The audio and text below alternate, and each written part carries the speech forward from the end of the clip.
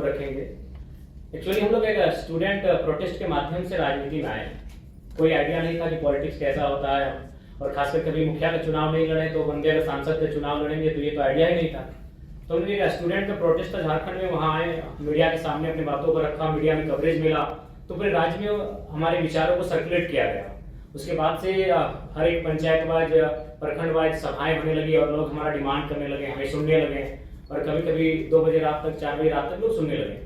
तो फाइनली लगभग 1 साल पहले 18 जून को हम लोगों ने डिसाइड किया था कि हम लोग चुनाव लड़ेंगे, और चुनाव लड़ेंगे। हम लोगों ने उसके बाद 6 महीने बाद अपने पार्टी को रजिस्टर के लिए आवेदन दिया, लेकिन अभी तक हमारी पार्टी का रजिस्ट्रेशन भी नहीं हुआ।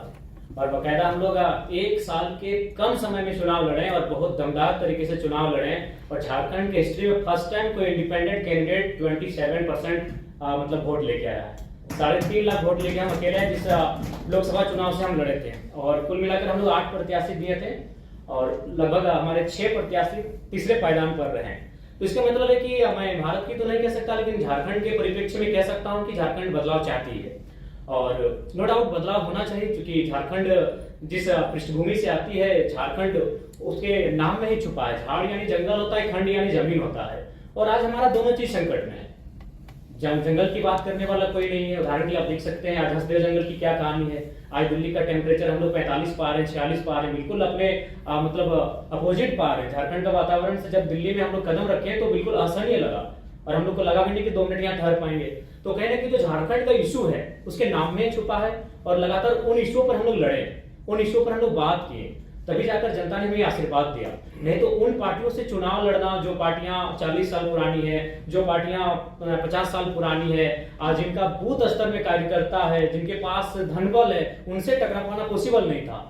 तो मेरे कहने का मतलब है आज भी अगर आप, क्योंकि बहुत सारे लोग कहते हैं कि कई साल लगते हैं राजनीति में आने के लिए, सालों लगते हैं, जूते घिस जाते हैं, माने बाल सफेद हो जाते हैं, इस मिथक को तो झारखंड हमने तोड़ दिया है कि मात्र साल भर के अंतराल में हम लोग 3.5 लाख वोट लेकर आए हैं, और बस अगर हमारे पास एक बेहतर टीम होती तो पहला ही चुनाव हम जीत जाते। ज्यादा अंतर नहीं था, जो जीते वो 4.5 लाख लाए, जो सेकंड में वो 3,70,000 लाए इंडिया गठबंधन वाले, और हमसे मात्र 20,000 कम मेरा वोट था। तो इस चीज को तो हमने झारखंड में मतलब एकदम क्लियर कट उत्तर दे दिया है कि समय और साल मायने नहीं रखता है, आपकी आइडियोलॉजी मायने रखती है, और हमारी आइडियोलॉजी स्पष्ट थी। हमने स्पष्ट कहा था चुनाव में कि आप जितने भी लीडर्स हैं, क्योंकि सबसे महत्वपूर्ण जो चीज आती है वो इकोनॉमी की आती है। आज हम यहाँ बैठे हैं, चाहे जिनका जो भी डिपार्टमेंट है, हम लोग कोई साधु संत सन्यासी है नहीं, पीर फकीर है नहीं, हम एक सामाजिक जीवन को जीने वाले हैं, गृहस्थ जीवन को जीने वाले लोग हैं। यानी हमारा सबसे जो महत्वपूर्ण विषय होगा इकोनॉमी होगा, हमारी संपत्ति होगी। तो मैंने वही जनता से कहा कि जिन नेताओं को आप चुनकर भेजते हैं, आप उनके संपत्ति के बारे में पता करें। आज किसी का दिल्ली में, किसी का रांची में, किसी का विदेशों के कंपनियों से टाइप है। एक आपकी बात बताए भी है, इतना यूथ भी है, तो उसके बारे में आपको क्या लगता है? मेरी भी आशा है कि आप जैसे और लोग चुनाव जीते। हमें जरूरत है, इस बार सिर्फ 7 इंडिपेंडेंट कैंडिडेट हैं, हमें चाहिए कि एक स्ट्रॉन्ग डेमोक्रेसी के लिए और आए, क्योंकि आप मुद्दे उठा रहे हैं जो रेलेवेंट मुद्दे हैं।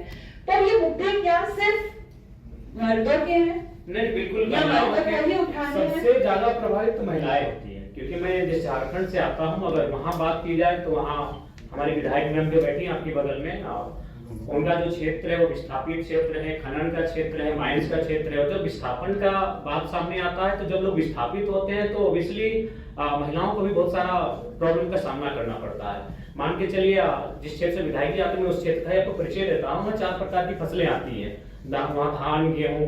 तो महिलाएं जब अगर विस्थापित ना होती है, क्योंकि झारखंड में अगर बात करें तो आपको विस्थापन की बात करनी होगी, आपको माइंस की बात करनी होगी। जो लोग यहाँ बैठे हैं और इसलिए आप झारखंड को जानते हैं मिनरल्स के लिए, और नो डाउट हम लोग देते हैं 27% कोयला देते हैं, ओवरऑल 40% खरीद देते हैं। तो अगर हम विस्थापन जब ना होता है तो उस समय महिलाओं की भागीदारी होती है, खेती के माध्यम से हो, साग सब्जी के माध्यम से हो, यानी महिलाओं की परस्पर भागीदारी होती है। अगर पुरुष खेत को जोतने का काम करते हैं तो महिलाएं वहां धान उगाने का काम करती है, उसको रोपने का काम करती हैं, और फिर महिलाएं जब धान को काटती है तो पुरुष को खेत कर लेकर आते हैं, यानी 50-50% होता है। जब खेत हमारे पास होते हैं तो हमारे पास जो महिलाओं की भागीदारी होती है 50% होती है।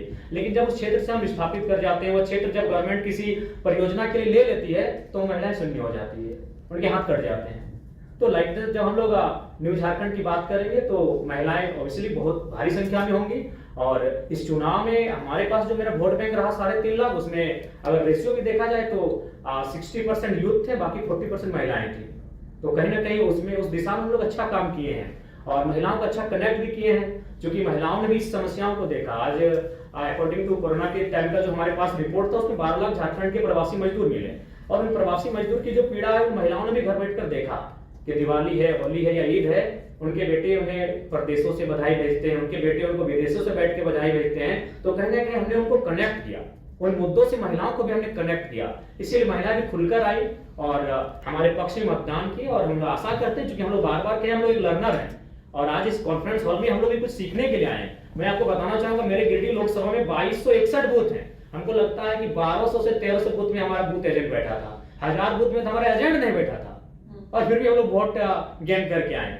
तो हम लोग ऑब्वियसली लर्नर पीरियड में है और चीजों को जब हम लोग सीखेंगे और जब इस प्रकार दिल्ली में बैठकर, महाराष्ट्र में बैठकर, अन्य प्रदेशों के जाके कॉन्फ्रेंस में बैठेंगे, सेमिनारों में, संगठनों में हम लोग भाग लेंगे और उन चीजों को जब हम लोग सीख कर जाएंगे, कुछ परिपक्व होकर जाएंगे, तो अपने झारखंड में निसंदेह उसका इम्प्लीमेंट करेंगे और बेहतर करेंगे। हम आशा है कि आज जो प्रबुद्ध लोगों के बीच हम बैठे हैं, जब इनसे हम कुछ सीख कर जाएंगे तो आने वाले झारखंड में विधानसभा चुनाव नवंबर में हम लोग बेहतर करेंगे। और अखबार की सुर्खियों ने भी संदेश दिया है, हम लोग बेशक चुनाव हारे हैं, लेकिन आज 4 दिन से लगातार अखबार की सुर्खियों में यही रहा कि जयराम महतो हार के भी झारखंड के राजनीति के नायक बने।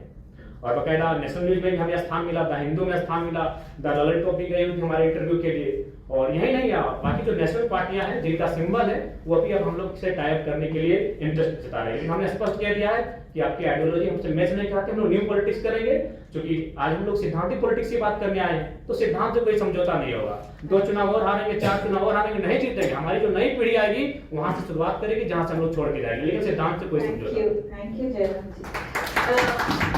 मेरी एक रिक्वेस्ट है, झारखंड के चुनाव आपकी पार्टी में, आपके मंच में महिलाओं का, और अगर उसमें हम कोई भी मदद कर सकते हैं, मुझे पता है हर कोई मदद करना चाहेगा, क्योंकि कभी भी कुछ नया शुरू होता है तो आशा का भी जन्म होता है। So we would love to help in any way possible. With that, I'm